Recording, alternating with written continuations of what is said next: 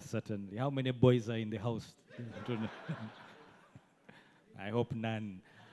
All right. I'm going to request, we have some 1, 2, 3, 4, 5 chairs. Gentlemen behind, please.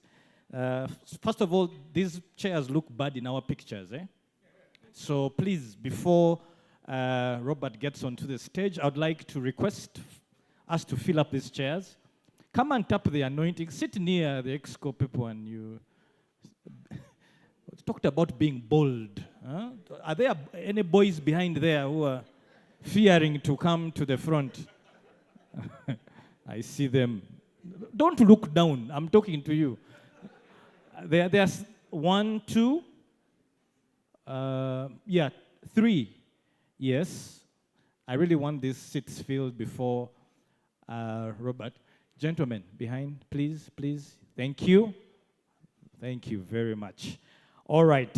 I'd like to, Robert needs no introduction, to be honest. And I think I will sell myself short if I attempt to.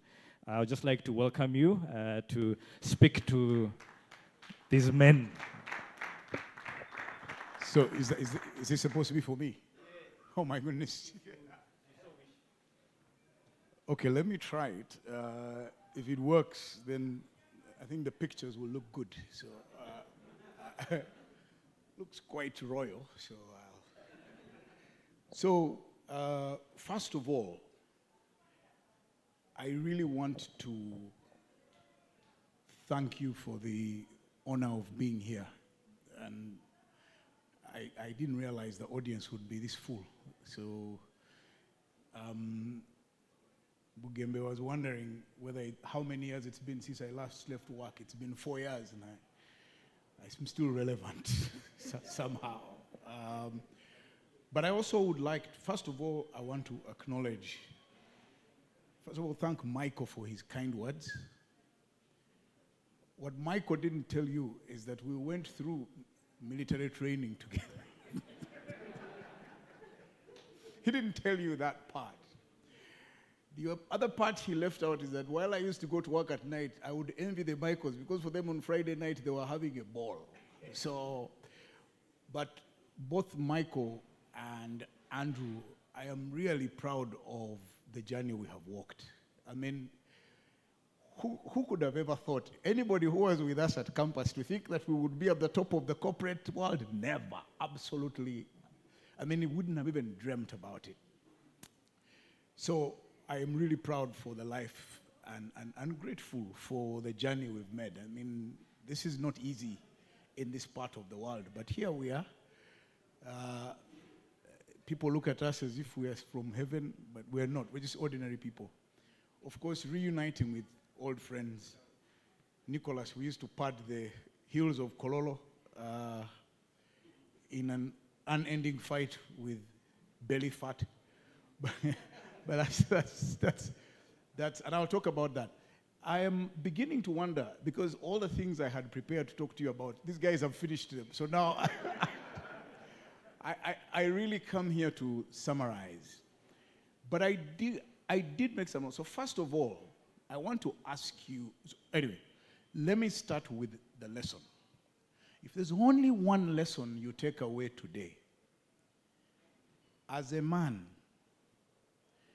if a fellow man comes to you and confides in you or asks you for help, please do not, under any circumstances, talk about it elsewhere.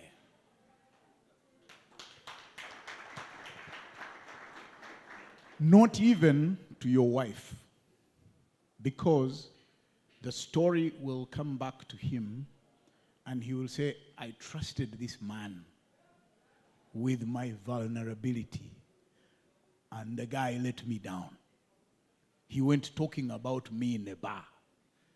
Or because you are trying to impress other people with your generosity and help, but you are destroying the confidence of the other person. He will never again seek help. So that's one thing. The second thing I would like you to take away, because of what life has become, the workplace is also our social life. Mostly. We spend a lot of time in the workplace. Unless you're unemployed like me, in which case, you are on the streets of Kampala. Occasionally you come to an office like this and you look relevant, but please look out for your friends. If you pay attention closely enough, you will see that someone is struggling.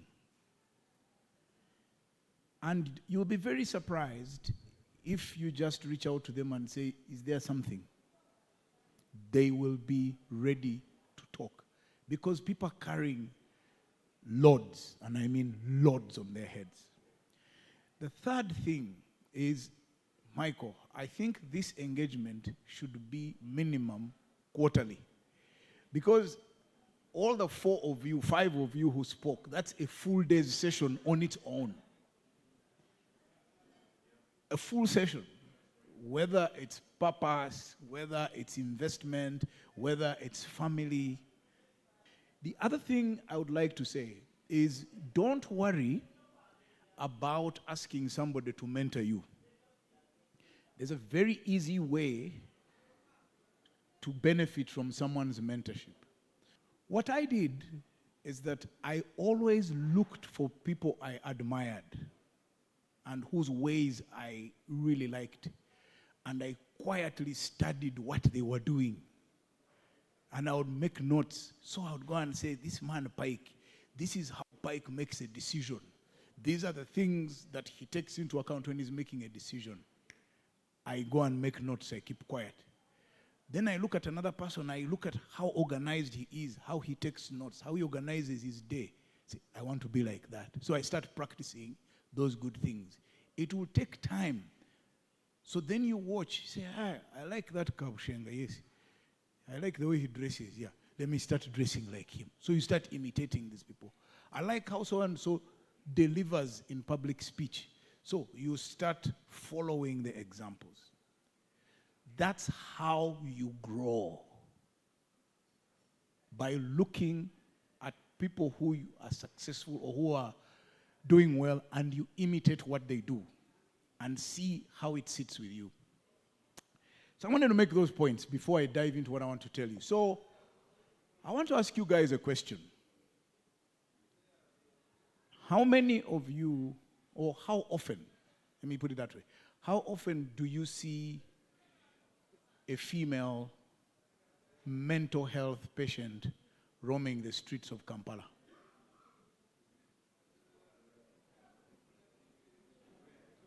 It's rare, right? Does that mean women don't have mental health problems? So let me ask you another question. How often have you ever seen a female, on the occasion that you see a female who suffers from mental health, have you ever seen them roaming naked? Think about it. Yet, one, we frequently see men, and we also see them roaming around completely naked and picking things up. Some time back, I read a story. I was still working in the media. So I read this story, and it really touched me. So this woman went to a bank in Mukono, and she was pregnant. So while she was in the bank, she went into labor. So women from the market around the area, because it's a small bank. So women in the bank, and the women, they came out, I think she was actually outside the building. Do you know what the women in the market did? They went, got cloth, fabric, I think they call them lesus, formed a cordon around this woman, chased all the men away, helped this woman to deliver the child, cleaned her up, and then removed their things and helped the woman to go home. If any of your colleagues tomorrow suffered a seizure or an epileptic fit or was suddenly drunk and fell down, all of you, without fail, will be laughing. I'm not wrong. Anybody challenge me? So why is it that the women have that element of seeing and protecting their own, and yet somehow us guys find fun in the misfortune of our fellow colleague? So what if your friend's house is being sold? So what if your colleague's marriage is ending? It's not a laughing matter. It definitely isn't a source of jokes. Please reflect on those issues, because it is what, Andrew, that's what has left us behind. This question you asked, what is a man? You think that to be a man is to exist in some sort of physical heroism, that you don't need other people.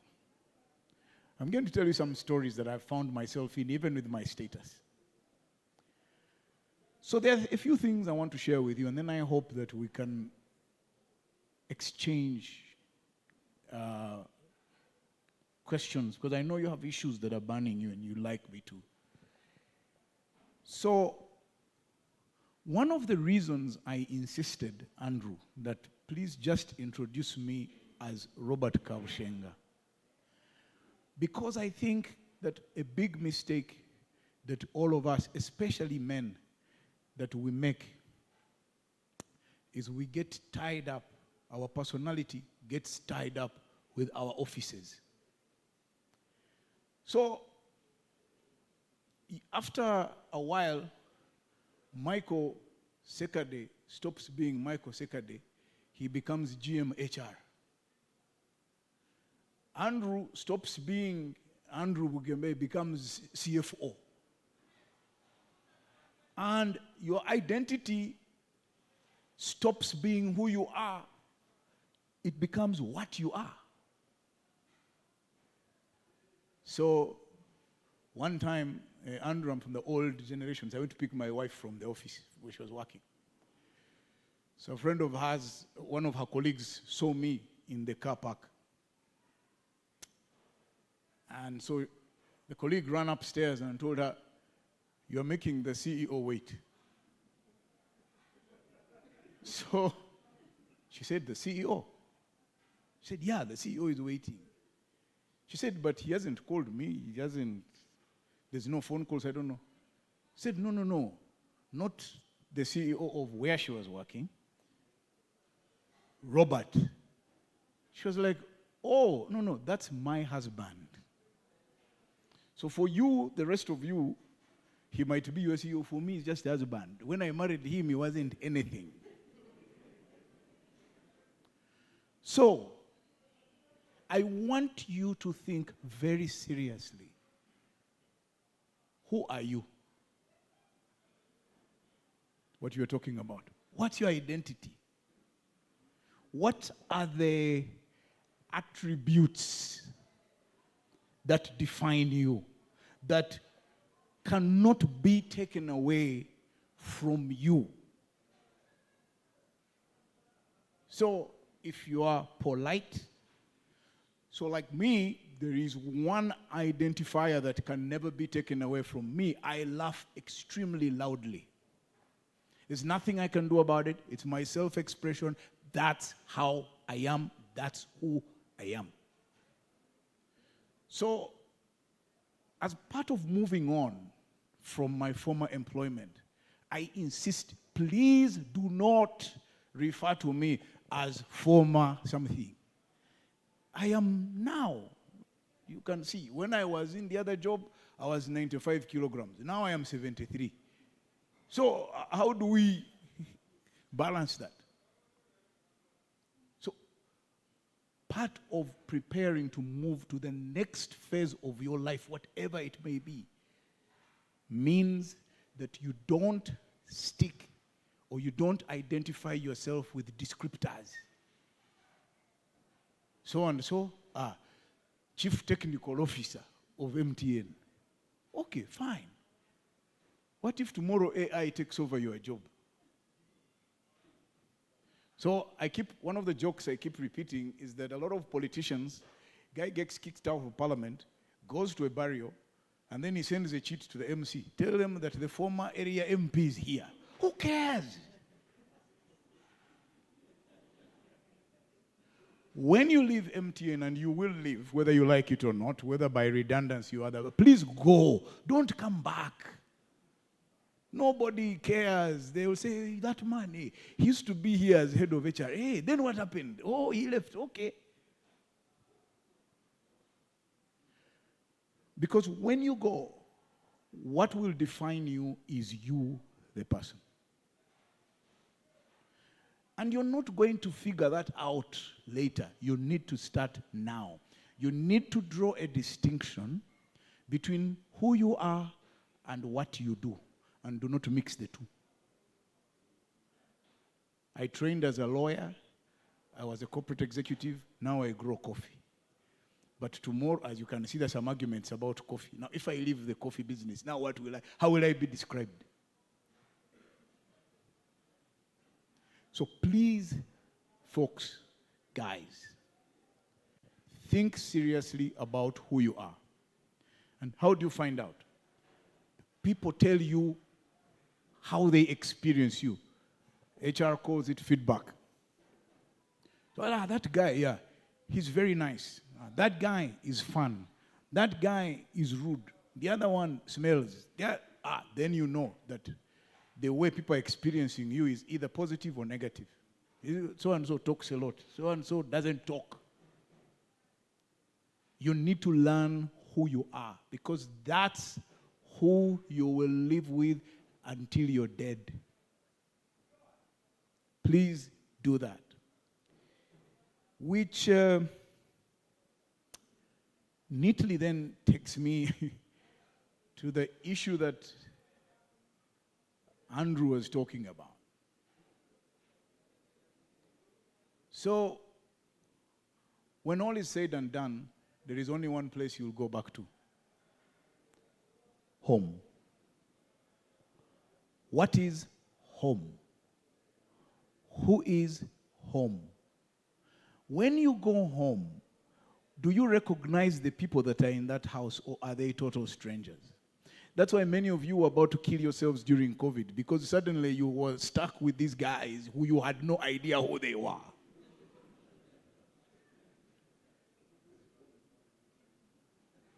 So, hands up those of you who are married. Let's see the numbers. Question for you to reflect on, those of you who are married to a woman. We need to be clear.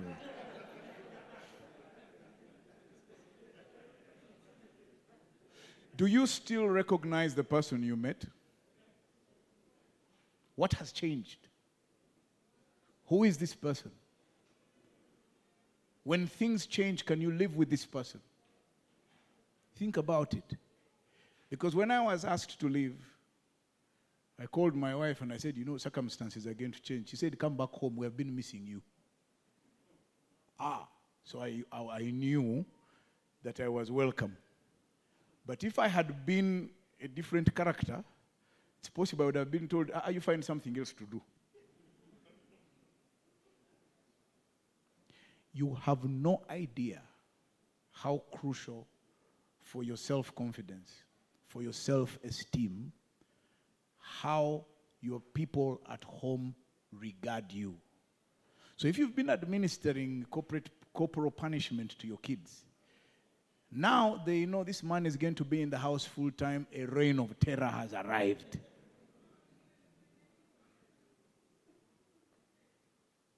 So for me, one of the things that was absolutely important to me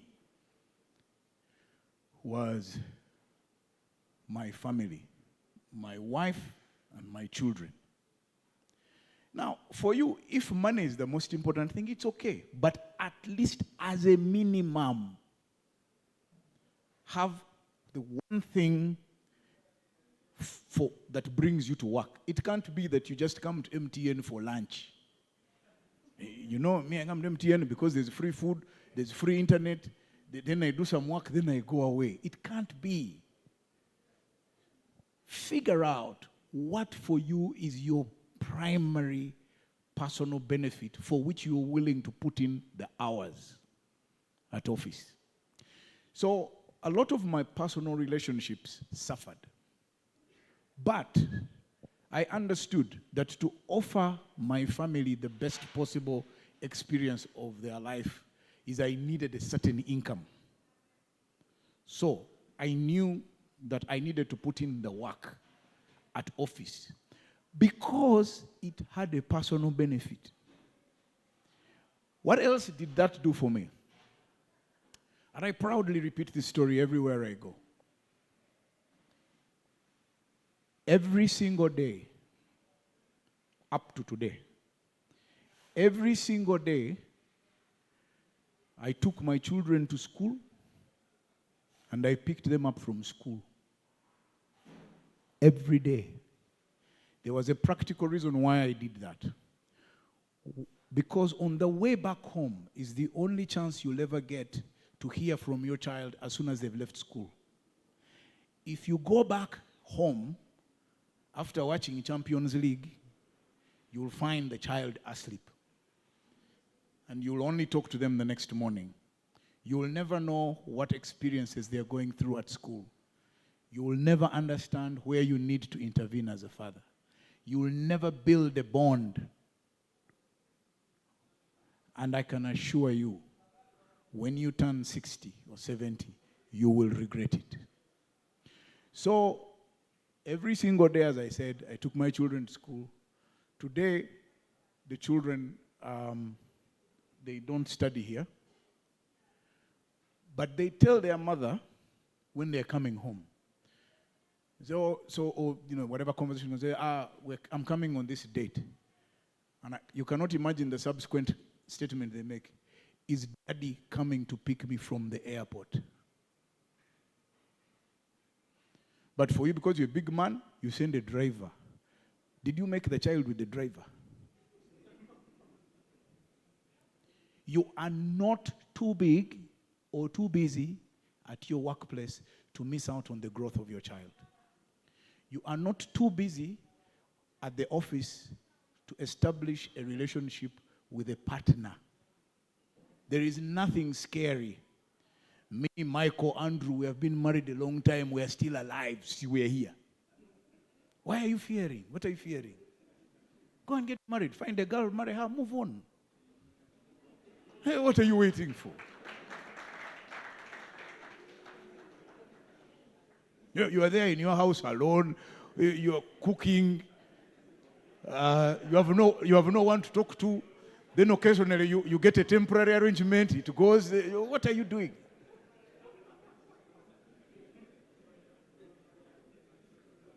So please, you are not priests. Those ones have a problem, but you are not priests. How many of you don't have somebody? Hands up, we first see. Hey, Michael, mobilize internally. Don't penalize relationships. So, because connection, relationships is a source of satisfaction, growth, nourishment. Otherwise, I go back to what you were talking about. You have no purpose. You're just there. People are enjoying. You watch others. You're always the one attending weddings, and you're the one in charge of drinks. Nobody can give you a serious responsibility because you're.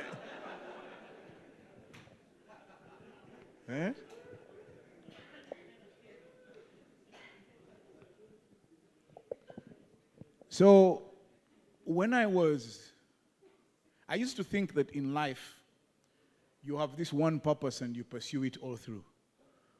No, but again, two people have spoken before me about purpose. You are not here by accident. That's number one. Number two, you are not in MTN by accident. Number three, you are not in the department you are by accident. There is an arrangement of life that puts you together with certain people. So be conscious about it. So what's your role? So now I've had time to reflect and think, so what was my purpose over the last 55 years that I've lived? Then I realized that the important thing for me between the age of 0 and the age of 10, 11 was to earn my mother's love.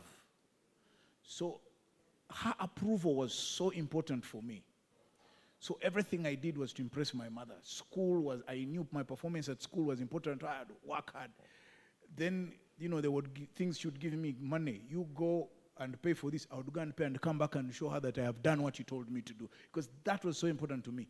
Then she started the business of baking bread. I used to sell the bread in the neighborhood and then come back and give her all her money. That's all that mattered then. That was my purpose. And then I went to high school. And in high school, the only thing that mattered to me was, am I doing well in school? Am I among the coolest guys? And do the girls really like me? The third one wasn't a very happy experience because it took a while before I got a girlfriend. And then I went to campus, and the only thing was I need a degree. And again, even the issue of getting somebody was important. Michael knows, because otherwise, you are known as a veg. If you didn't show Andrew's skills some were veg academica, veg something. There were all sorts of characters. So, but then, when I was getting into my 30s, I was like, hey, I have to get married. Because the 20s into the 30s, I need to get a job. 30s, I need to start a family, to get married. Then, after that, I need to achieve career. Now, I'm thinking, I need to reinvent myself and invest in what life will be in the 70s. So I'm looking after my health, but most importantly, I am making younger friends. For the simple reason that most of my peers by 75 will either be gone or immobile. These Michaels, I am not sure, I cannot count on them to be around. So now I'm making friends with people who are in their 30s, mid-30s, because those ones, when I am 75, they will be 55. I will still have people to talk to and to exchange experiences. But there's been another immediate benefit. What it has done is it has made me look at the world through the lenses of possibility rather than the lenses of the past when I used to be.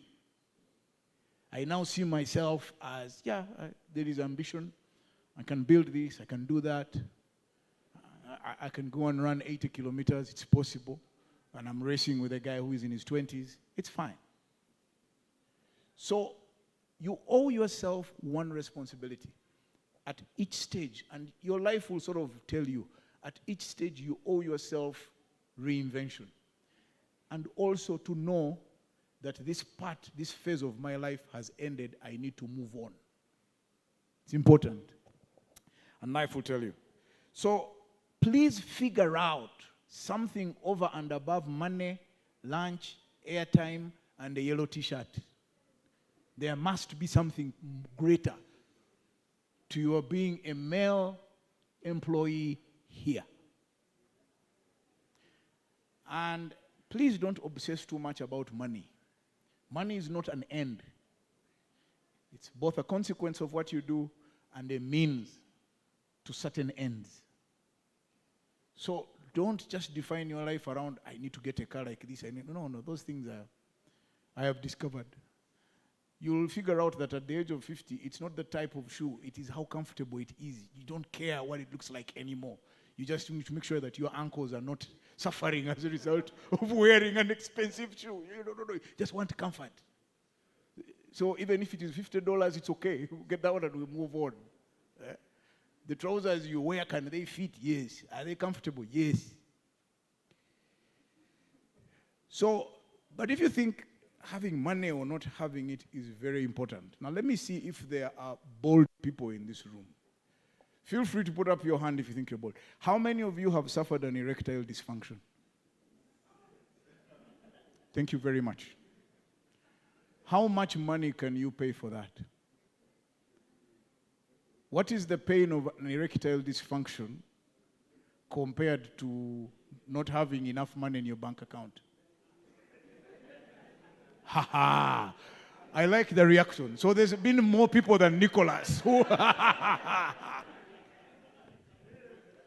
you have been on fire, you're touching, then you get there. Value chain.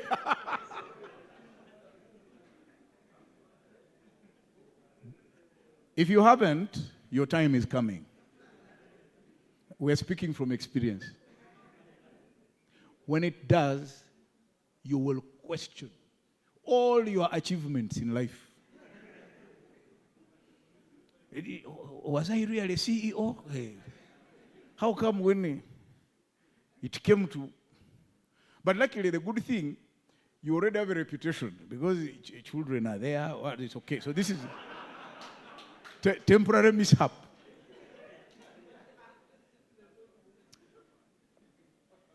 Question. You know, again, the guys who spoke before me talked about responsibility and all of these things. What is it that is important to you that you wouldn't compromise? What's so important to you? And also related to that, what gives you meaning? So right now, there are some people for whom worship, prayer is how they derive meaning. For me, I'm at a stage where spirituality and reflections on life and how things are is an important element for me. Yet for other people, meaning is in constant acquisition of material things. Just figure out what is meaningful to you as a man, and what are the things that matter to you. So for instance, I can tell you, I have worked out, one of the most important things to me is courage. Courage. Second, responsibility. Third, reliability. Kutesa, I could have told you I'm not coming. Or I could have told you I am coming, then I don't show up. When I say I am going to come, then I am coming. He asked me, will you come at 1:30? I said, no, I'm coming at 2:15. At 2:10, I was at the gate. So, being reliable is important to me. Being responsible is important to me. There's one thing I also didn't say about my family. So, hands up, how many of you here have dining tables in your homes? Dining, you bought expensively from Malaysia. Okay, those of you who put your hands up, how many of you sit at the dining and you eat?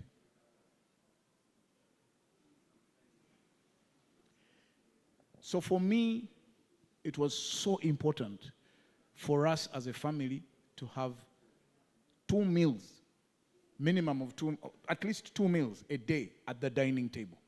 So important.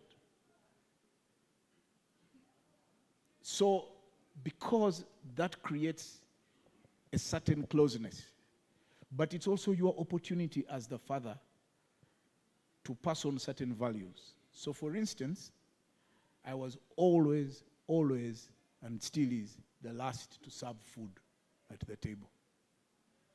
Because I'm passing on the information that children must get food first. Which is contrary to one of my grandfathers, because for him, the day they would slaughter chicken, all the chicken would first go, then he would send back. Then I would hear my grandmother and her daughters thanking him for sending back the chicken. So those small things matter. So for me, and as a result of that, I gave up on a certain social life. So, Michael Bugembe, now you know why I'm not at the golf club. So I gave up certain things. I gave up certain friendships, but not negatively. It's just that you will make sacrifices. You will make trade-offs for what is important to you. But then again, you may find that as Bugembe, Michael, for them there, the friendships, the connections they make, those are also important. I'm not saying anything is bad or wrong. I'm just saying be clear. Don't be, today you are in a lounge, but it's time to go to sleep. Does sleep matter? No. Then you leave the lounge. Then on your way home, other friends call you. They tell you, hey, Chief, hey, where are you? Hey, how we're here. There's Lusania. Then you go. But no. They call you. Our friends. They would call me, Robo, where are you? I'm in bed. You are fake. I say, yeah, it's all right.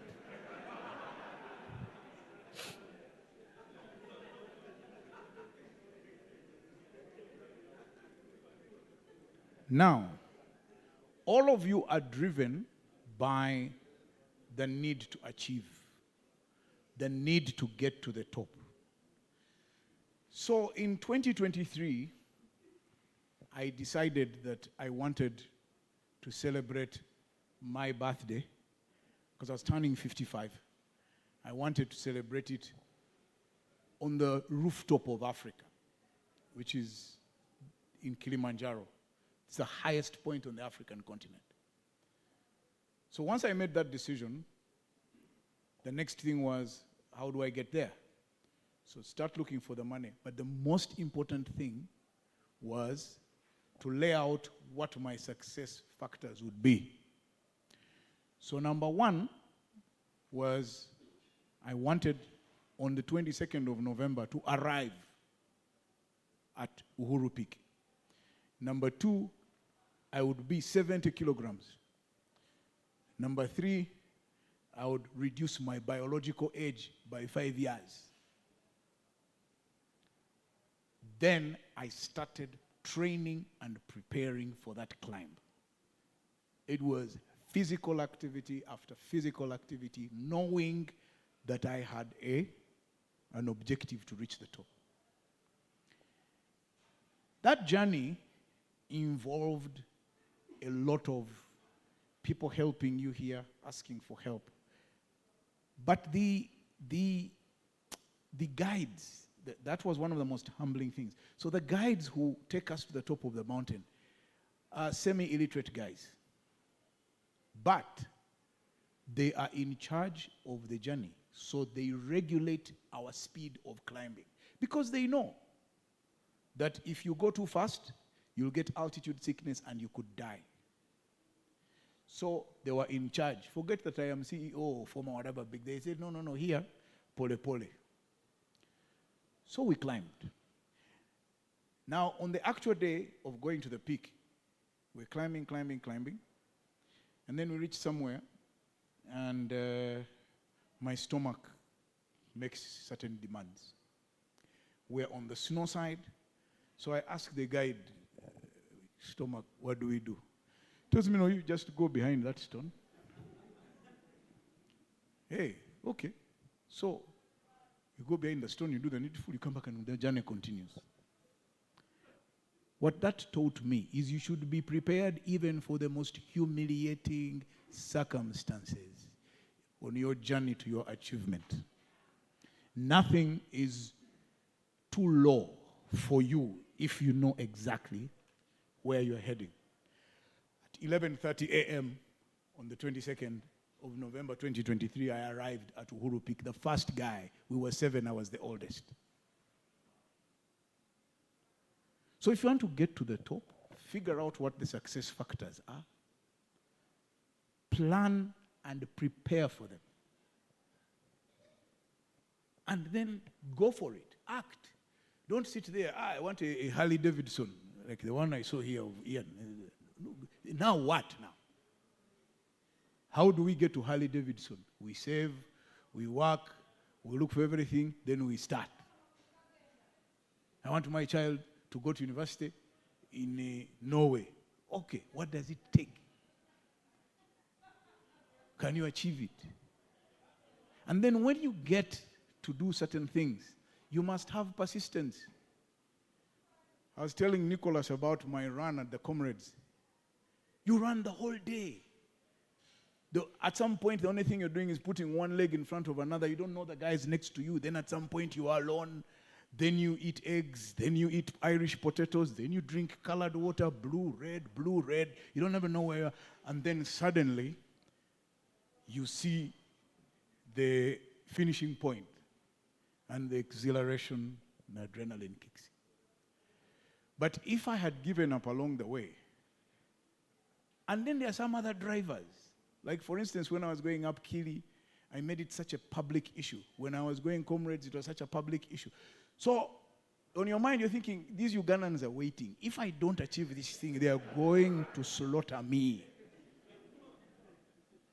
So please understand, there are people cheering for you, but there are people invested in your journey. You're not alone. You're not the only one. When I told my children that the job had ended, one of my children cried. So when I asked him, why are you crying?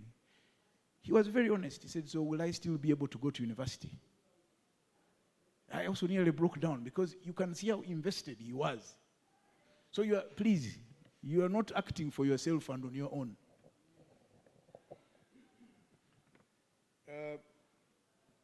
I guess two quick things, and then we can do the questions and answers. And then, I wanted to go and do some exercise. But so, the future, which is what you were listening to about personal finance investments. The future is not something that's going to happen later on. Do I make sense? The future is not something that's going to happen later on. The future is a consequence of things you are doing now. Now. So, I look at many of you now, and I see candidates for a stroke.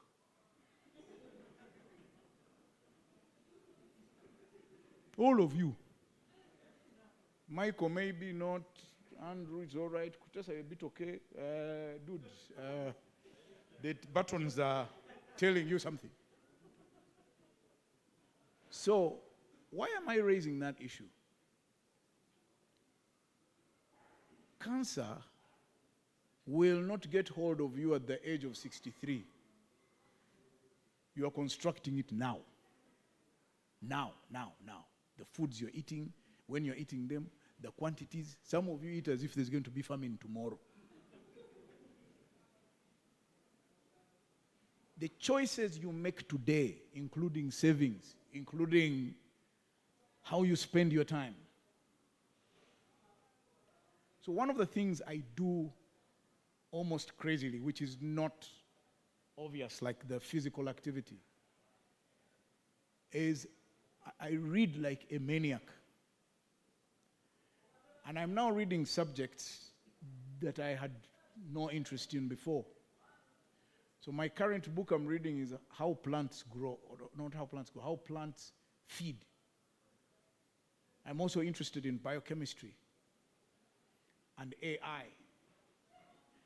Otherwise I can read law, I can read diplomacy, I can read economics. That I'm used to. Why am I doing that? Yes, it will improve my knowledge, but most importantly, I'm dealing with the dementia.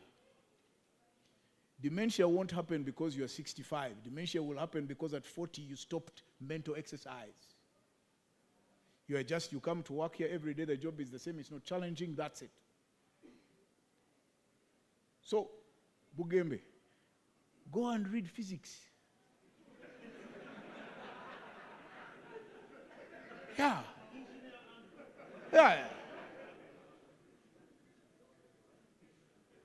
Go and learn how to play saxophone, Michael. We go and play in a band. What will stop us? Yeah. Those things help mental health. Which neatly takes me to the question of, so the choices you make today, whether it's food, rest, sleep, growth, you're defining your future now, not later. Finally, I just want to say to you that the person you will live longest with is you. You'll spend a lot of time until you die with you. What's the state of your body? This body in which you exist. That's why I talked about strokes. There are so many people now below the age of 50 who are being hit by strokes. Cancer has become cancer. It's a food issue. It's a lifestyle issue. So, one, please pay attention to your body. First of all, even just be compassionate with yourself. Don't be too hard. Occasionally, have a bit of fun, relax, chill. The world is not going to end. You found it here. You will go and live it. And you'll be forgotten within 6 months of your departure, even by the person who was sleeping right next to you. She will move on. So don't think you're a big deal. So relax. The things that are working for me now, number one, sleep. 9 p.m. Hey, I hit the sack. Yeah, I do.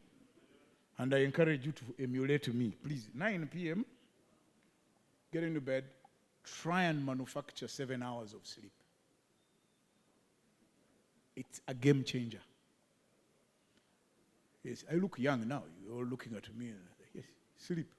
Number two, what you eat, when you eat it. By the way, we were talking about sense of purpose. I remembered something which I'll tell you. So in the early days, after I had left my former job, one of the things that became so meaningful, so like about 3 months before, Madame had fired the maid. And then our house help was taken ill. So there was just 2 of us in the house. So now, you cannot believe small things in which I found meaning and purpose. 3 actually. So every morning, I would escort her to the door and say bye. Yeah. Then, I would wash the dishes from the night before. And then I would lay the bed. You have no idea how just those 3 things give me a routine and a sense of purpose. I would wake up in the morning, then I go wash the dishes, then I run, come back, lay the bed, and I relax. Husband, house husband. So I still have a use. How many of you are ready for that? What you talked about, humility, stepping down. So occasionally, things are tight. I tell her now, by the way, you're talking about laundry. For me, they tell me now, here's money, go and pay Umeme, go and pay EDS TV, go and pay this, go and pay this. You don't argue, you just go.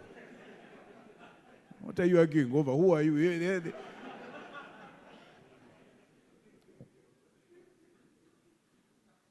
So you accept. So, but then of course, then I got into my active farming activity, but I am still conscious of my place.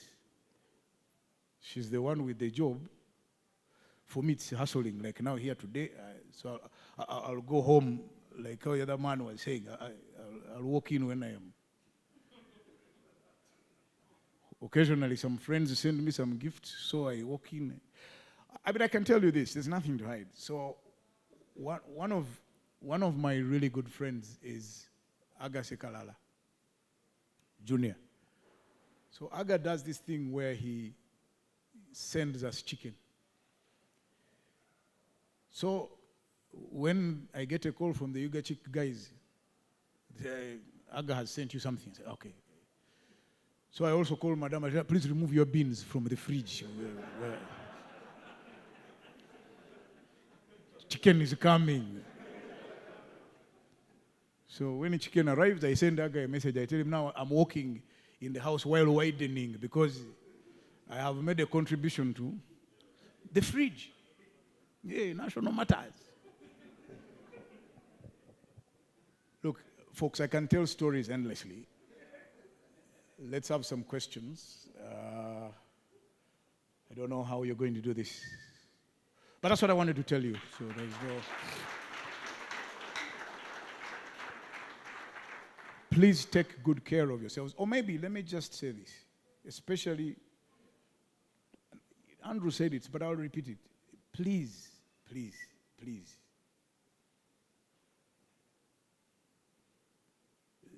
You have married somebody's daughter. Do not humiliate her today because you're a big deal at MTN. Life can bring incredible twists. And tomorrow, she becomes the head of department. Or she can wake up and go and stand for parliament. And becomes a minister with bodyguards and what will you say? Please treat your wives well. Certainly, do not beat. Why are you? Why? Please. If she's disturbing you, just walk away. Go to the golf club, go walk around. When you come back, she will have cooled down. If she doesn't talk to you, that's okay. You sleep on your side of the bed. We will catch up tomorrow. She will start by telling you if you have seen what is on Facebook. Then you know you have an entry point. And hope that ED doesn't let you down. You know. Let's have the questions, guys.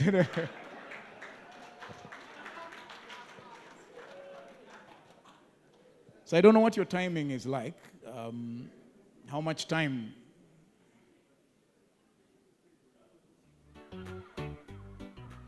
I think I can give you, there's only one mic here, you can. Thank you, Robert. Very insightful. I hope my colleagues agree, I think. A big hand clap first. Okay. Thank you very much. One thing I've taken out is the future is a consequence of what I'm doing now. I think that is very telling. I've got an opinion on this question, but I would like to hear it from you. Should a man share what they earn with their partners, wives, girlfriends, or whatever, better half? Things like your salary. You know, we also sometimes when we work hard, we get bonus. Are you sure you want an answer? I want to hear what you say. NSSF, you know, some of us have worked for long. We have some Kamane there. Provident. Some of our wives don't even know there's something called Provident. So what is your thought around that subject? Number one, stay out of your wife's money. It's none of your business. Well, actually, no, let me amend that. I stay out of my wife's money business. It's none of my business. She earns her money as her. Finished now. Chapter closed. I don't ask her how much you get, when does it come, how can you be? I want peace and tranquility. The only time I have advised her is there was something and I told her maybe you go and talk to your bankers about those kinds of investments. I don't get involved. Now, why are you rushing? Number two, we know what is required. Those days, of course, I had a steady income. So we knew what was required for running the home. I gave it to her in cash, and I don't ask questions. Not going to steal my business. The only thing, I will turn up at my seat at the dining table, and they had better pick food of the quality of the other money. And all the time, it was consistently there. Number 3. Tuesday. Up to today, I pay fees for the whole year. I don't want my wife's children now. The wife, they should pay school fees for the whole, and so that she knows that her children are going to go to school. Now, after that, it is up to you to declare or not to declare. What has worked for me? She knows where the assets are, where the money is. If there is a change and I am going to sell or anything, I tell her. One, because one of the most painful things I have watched is all of these guys made so much money and their wife has no clue. Then the man dies, end of story. So are we together? There is purely a practical reason for you to do that. Because minimum, your wife has an interest in the children. If you love your children, the person who will do the things for your children is your wife. So let her know where the money is. But every family, every relationship approach things their own way. For instance, me, I don't agree with this thing of joint accounts. Well, that's the beginning of problems. But I think Gen Zs and millennials like those things, that how we share our love, we share our phones, we share our bank accounts. What are you doing? No, just to make sure Madame has everything she needs, even if she works. And then leave her with her money.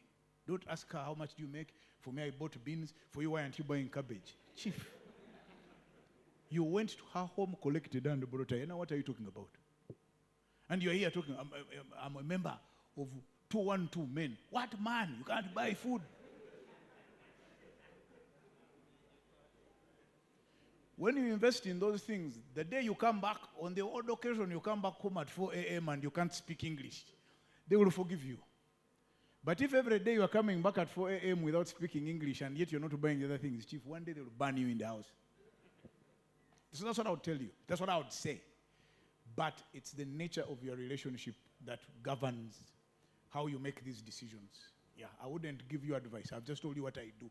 And it has worked perfectly well for me. And when I don't have money, I also tell her that, by the way, the fuel gauge is tricky, but I need to move around. Okay. Then the next thing I know, on my mobile money, tick, tick. Okay.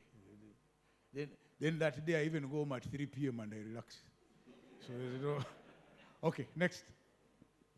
Someone here. Thanks, Robert, for all the lessons and insights. Yeah. So I can go back to my throne. Yeah. Yeah. One of the things you mentioned was one day, one time, whether we like it or not, we shall leave this place called MTN. Yeah. And of course, it's a fact. Yeah. I know from statistics, they say, especially at the time of retirement, most men die within, I think, 5 years 3. or something. 3. It's also a fact. So, I'd want you to share with us about that transition Okay. from the salary Thanks. to the new hustle, and also tell us about your coffee. Thank you. Coffee needs the whole presentation. So let me, and I really thank you very much, because I'd forgotten to talk about that. So, hands up, those who have an office laptop.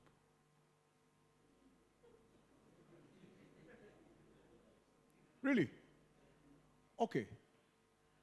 Hands up, those who don't have any family photos stored on the laptop. You don't have. You don't have any family photos stored on your laptop. They're in the cloud, but using the the office laptop.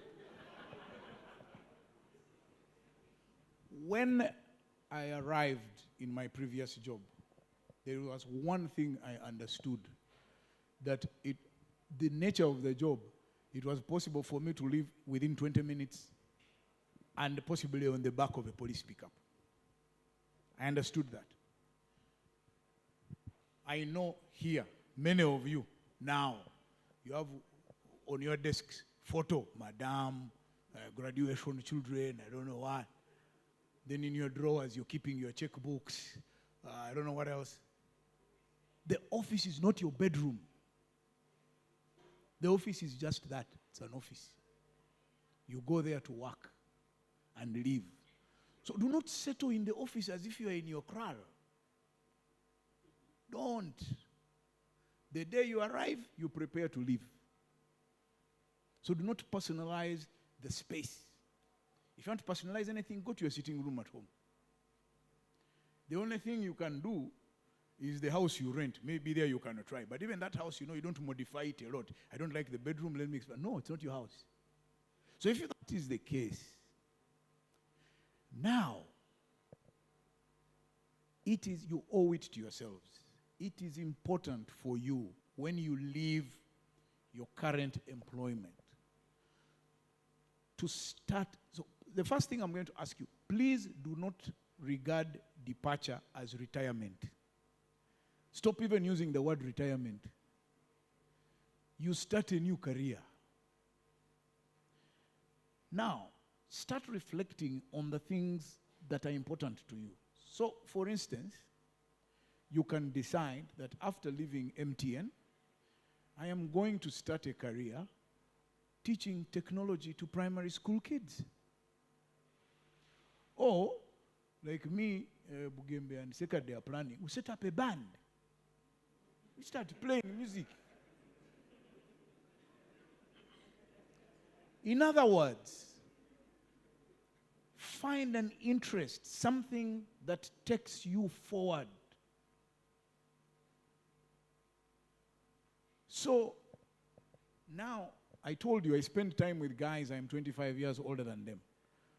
We're discussing which shoes are best for running what distance. We're talking about what attire you need to climb a mountain. We're talking about how to do seedlings for coffee. These are things that are forward-looking.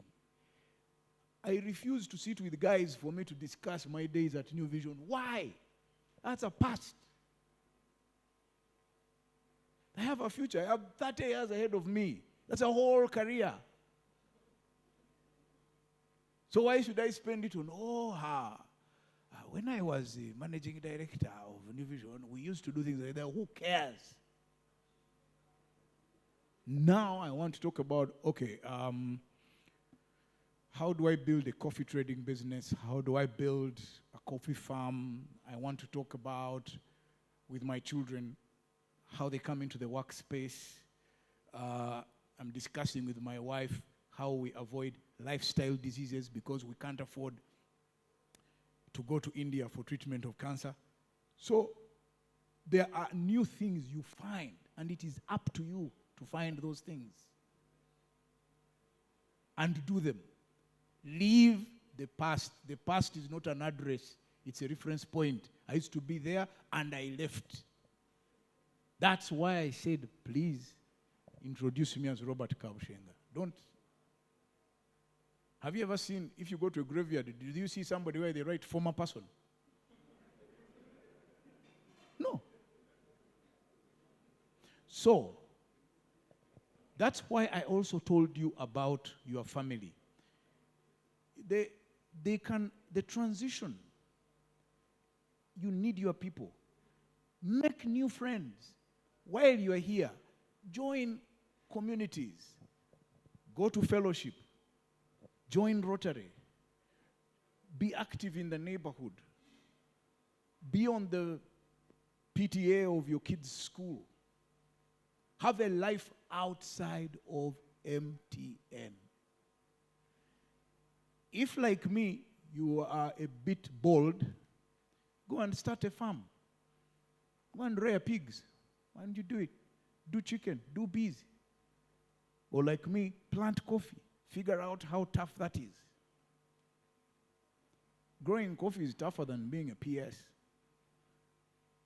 If I would sit with Sylvia, I would tell her MTN is nothing. Come, I first show you. Put plants in the ground and then the rain doesn't come. Or when it comes, it takes down 3 acres of matoke. How do you come back from? Who is the chief risk officer here? I will come and show you risk. But you owe it to yourself. You. I like to say it in my language. You as a person. You owe it to yourself to reflect on how to reinvent yourself. It might not even necessarily be that you lose the job. No. It might be that tomorrow you become CEO of MTN. Do you continue to behave the same way? No, you change. You adjust. So please move on. Now, there is another thing that I would like to encourage you. You know, one of the things all of you are protected from is hardship. We're all, life is so comfortable. You get into a car, you drive home. You get home, you park, you get out, you sit. You come out, you get into a lift. Hardship has disappeared. We no longer even fall sick. When was the last time you got malaria? Can you simulate conditions of hardship which you deliberately go through?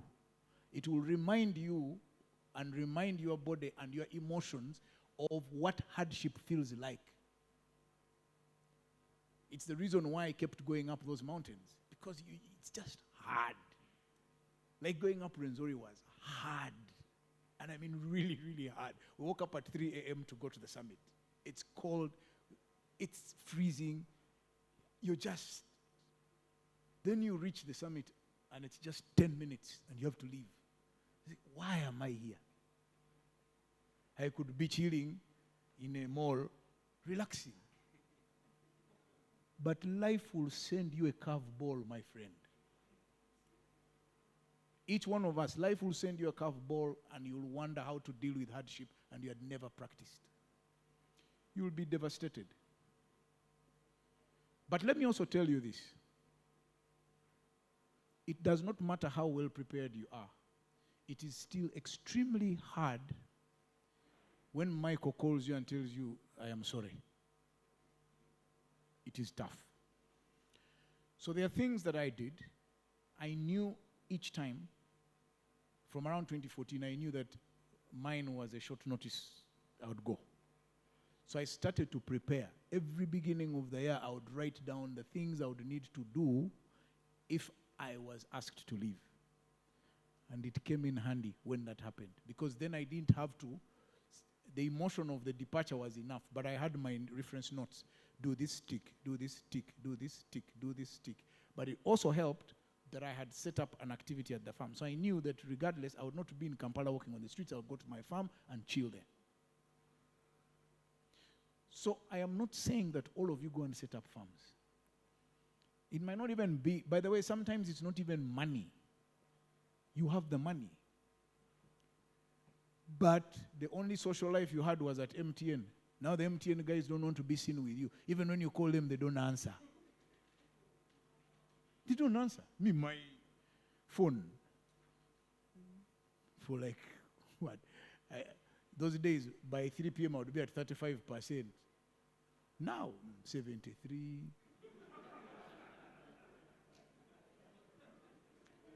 You ring friends you knew, it rings 6 times the money, it's not picking, don't even send you a message. You accept, you move on. It's all right. Then something small happens, they remember you, they call you, hey, how are you these days? It's okay. You accept, you move on. Don't come back empty. What are you looking for? Calling guys, how is it there nowadays? And you do what? Guys, They've deleted you from WhatsApp groups. That's what happens first. Cha, cha, cha, cha, cha. Move on. As an act of courage and as an act of self-preservation. Move on. And you will find new friends. I would never have met Viola. She's in your Momo. I spin with Viola. Very good friends now. But if I'd kept there, you know, I used to be CEO. I would be with my friends, these Bugembes. Oh, I'd be with the Bugembes. Seka, they were there. Oh. Do you remember in Lumumba? But that was 34 years ago. Next guy. I Okay. hope I've answered you. Okay, thanks for the And I'll tell you about coffee. Thanks, Robert, for the nice presentation. I'm representing the voiceless non-married men in the house. None married. Yes, I'm single. For a start, that's a good advert.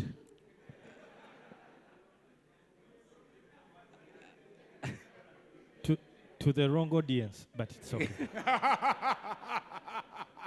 Some are hiding, I know. All right. Okay, I have a few series of questions about family. I would like to know, what is the first step in starting up a family? Sorry? The first step in starting up a family. Right. Then number two, what could be the best age for a young man to start up a family? Yeah. And then how do I decide if I want to start up a family? Okay. Thank you. Absolutely excellent questions. Number one, please stay with the mic because I want to be sure that I remember your questions. Number one, what do you do if you want to start a family? Is that correct? Yes. You have to want to start a family. Start by wanting it. Know that I want to live with someone, because living with someone is not an easy thing. And then know that I want to have children. Okay? Once you, that desire, like I told you, for me at 30, it became ardent. But I said, now I'm growing old. For me, when I was produced, my father was 26, my mother was 23. Me, I am 32. When am I going to get a person also and I prove to the world that then got married? First, you must want it. That's number one.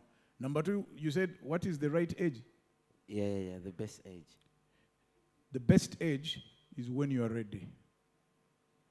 The legal age is 18. Yeah, at 18 you can get married. It's perfectly fine. Because at 18 you can vote for a president, so you can produce a child. But what I would say from my own experience is that the timing will present itself. Somehow you will be there and life, once you have said I want to get married, life will take you in that direction. So then thirdly, that takes me to the third question. I try and read it again. How do I decide if I want to start a family? You will see the person. You will see her and you know, this one, if she makes a mistake. That's what I did with my wife. I said, if this one says yes, straight to the bedroom. We're not wasting time. But let me say this. I am glad you've asked it. There are people who approach marriage and relationships as if it is a business. That you do an Excel sheet, a projection. These are the qualities I want, blah, blah. Then you throw it into a computer simulation. It tells you she should be 5'3", a round waist, with a big nyash. No.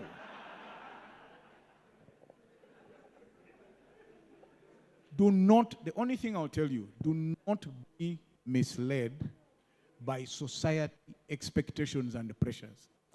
She turns up, you will see her, she will talk to you, so you know it's time to get married. And you move on. And the moment you close that door, go. Don't waste time around sampling to see who is. No.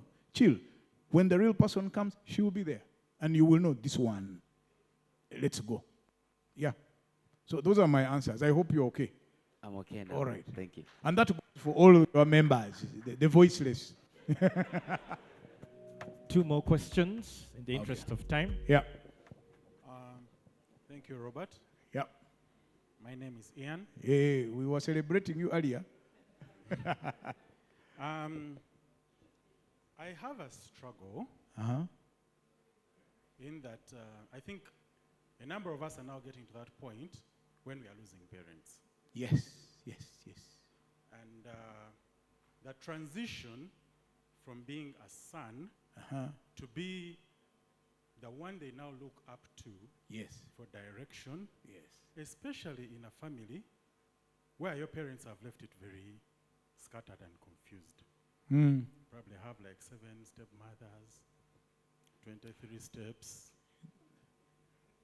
You have your own family, True. you have your own struggles. Yeah. What is the best way, or some of the best ways of trying to navigate that intricate situation? You don't want to drag your own kids into that mess, or your spouse, but somehow you are expected to fix and lead in that mess. Wow. Now, Ian, allow me to use.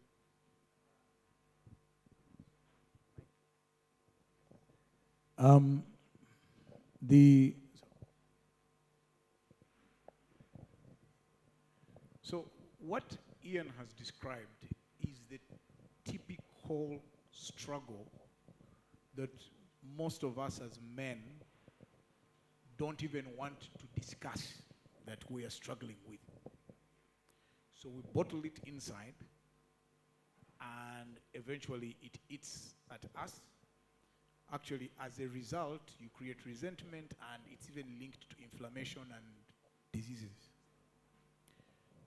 So it's a real situation. So, Ian, what I would say to you is you're going to have a conversation with yourself.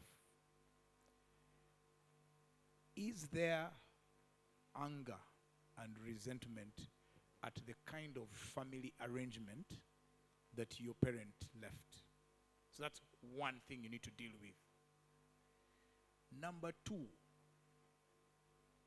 for your siblings, whose fault is it that you are the way you are? Is it your fault? Is it any of their fault? So if it's not any of their fault, is it perhaps a blessing? You may want to actually look at this as a blessing.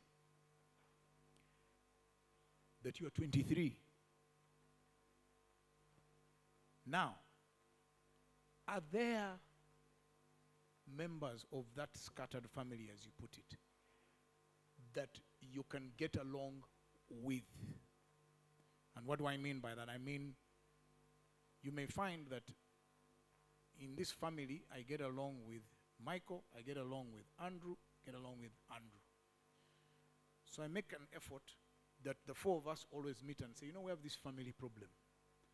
Can we work together to go in this direction?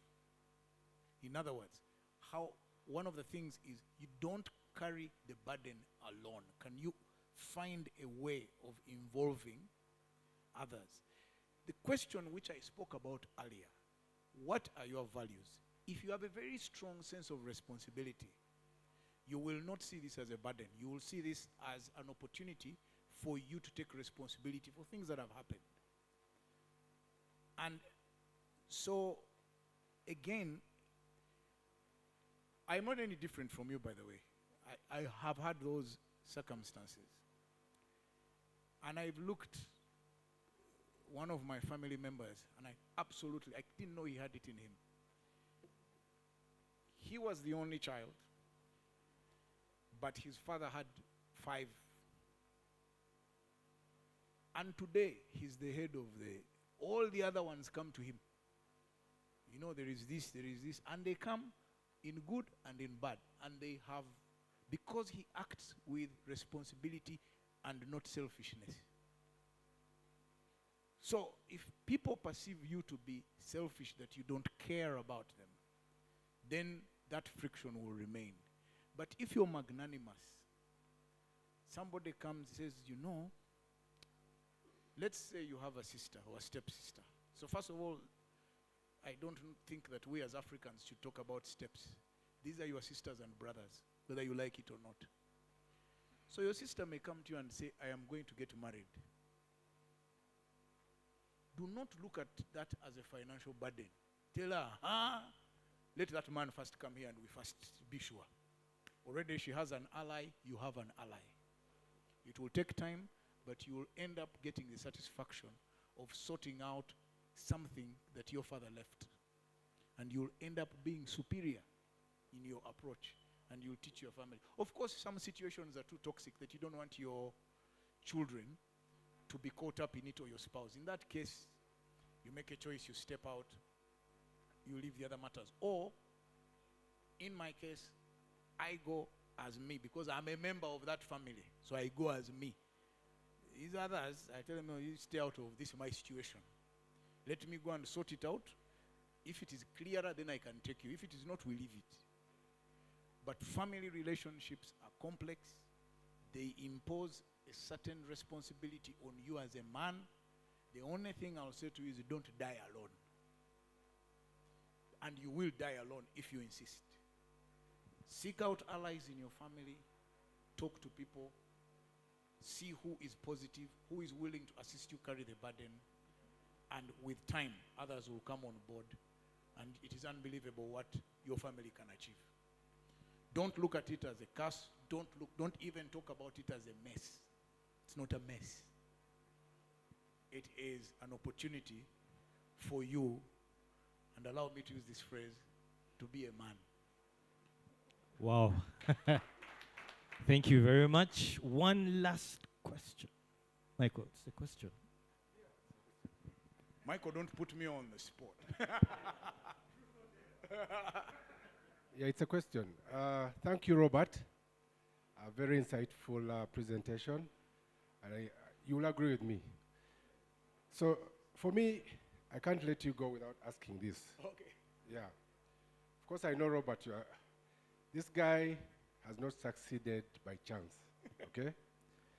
So, I want to ask you, in the room, in the workplace like MTN, the majority, not the majority, but quite a percentage of the workforce is now Gen Y, Gen Z, okay?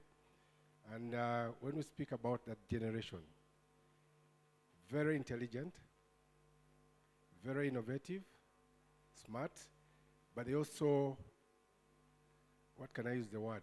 They're flexible, they want things quickly, okay?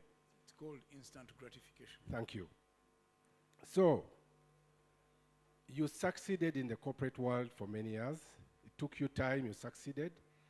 And now you're successful in your private world.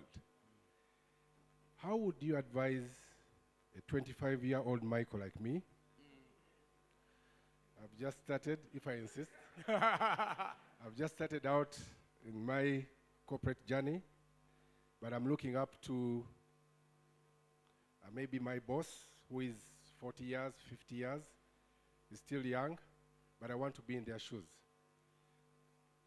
One, what made you successful? You've told us what's keeping you successful, but from the corporate perspective, give us 3 attributes that made you successful and stay there for a long time, and also pass on that message for these young good people who are going to be the next leaders of MTN. Thank you. Wow. Now I've figured out why you are the boss here. So you know. So, Michael, me, you, Bugembe, we know. We know because. So let me use a phrase that has been attributed to a man called Warren Buffett. Said, you cannot shorten a pregnancy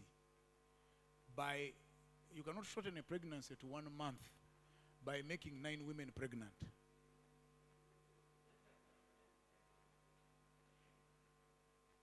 Again, the voiceless, please leave these matters to us, we know.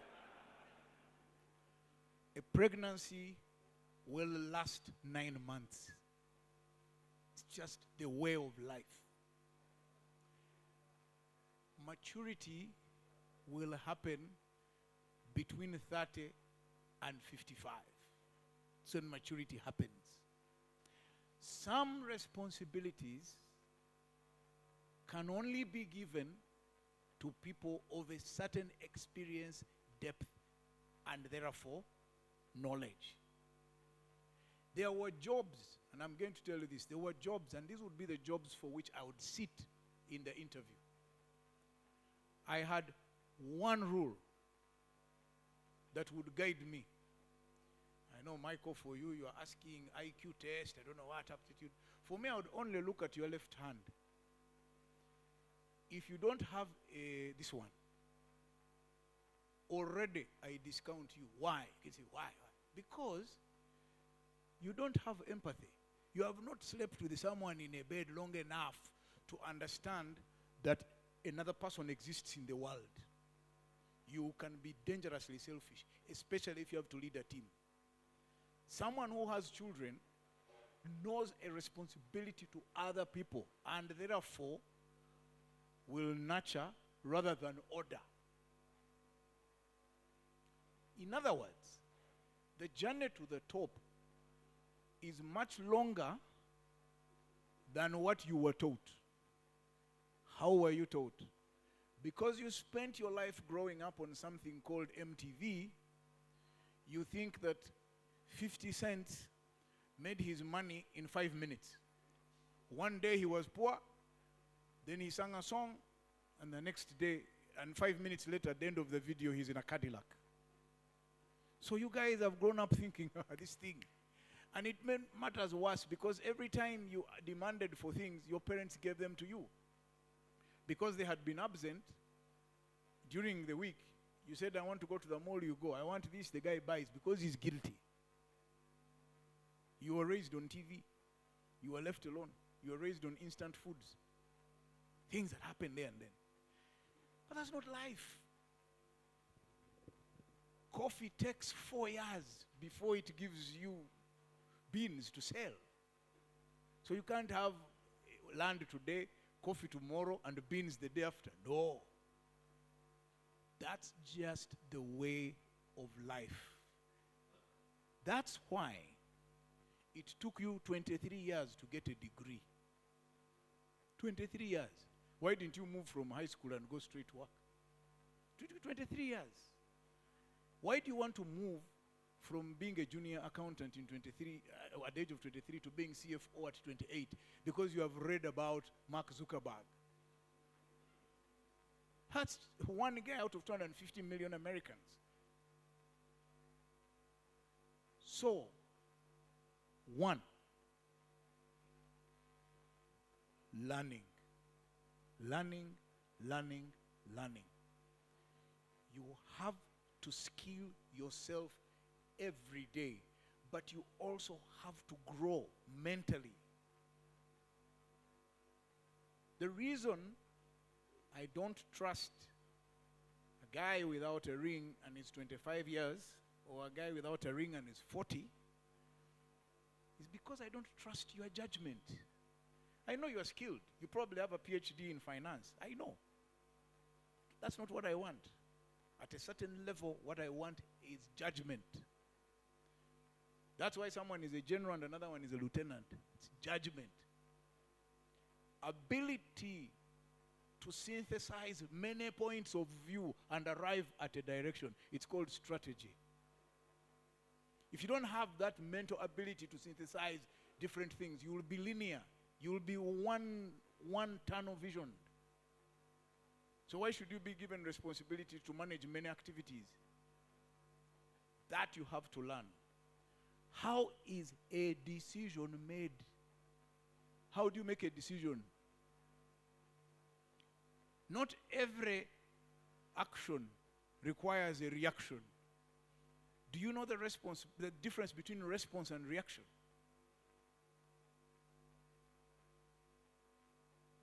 Are you hot-headed?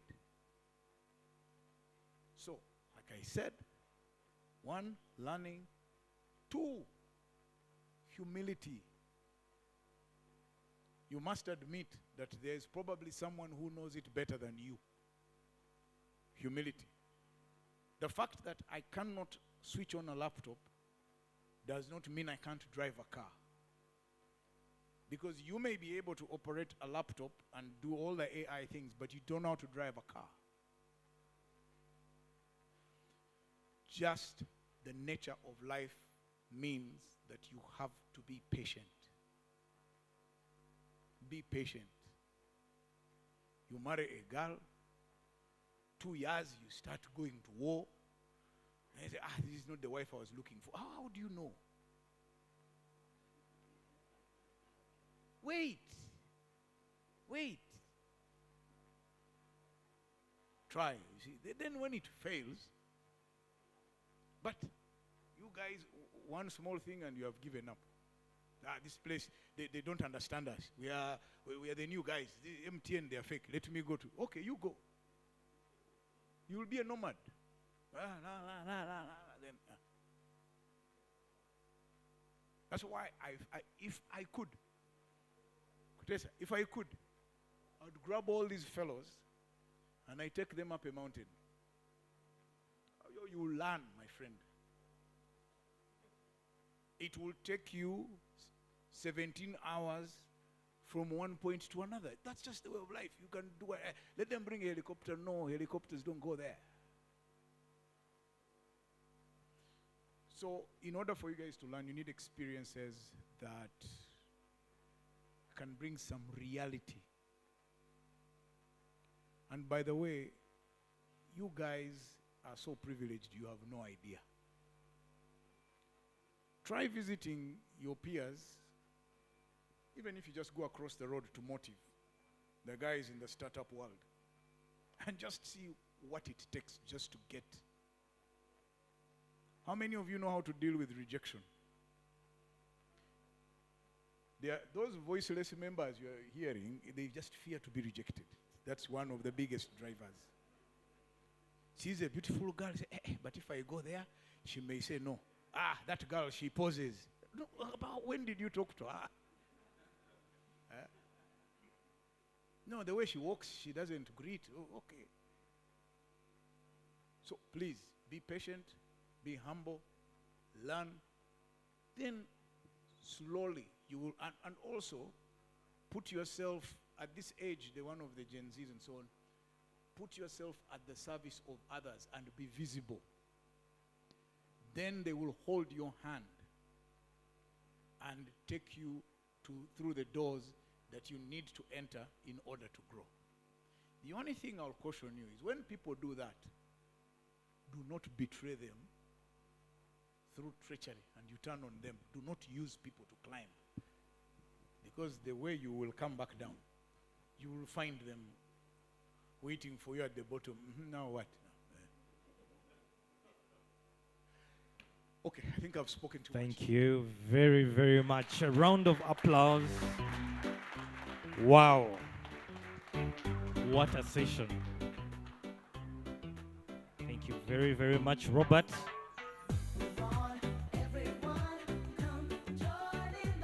I think, I feel like I don't want to talk too much because I just want to go somewhere, sit down with myself, and have a conversation. Because after hearing what you have delivered, it's very insightful, retrospective. But I know you're out of time. Allow me just welcome Nicholas to appreciate and say thank you on behalf of the men and the leadership for this time, Robert, that you have accorded to us.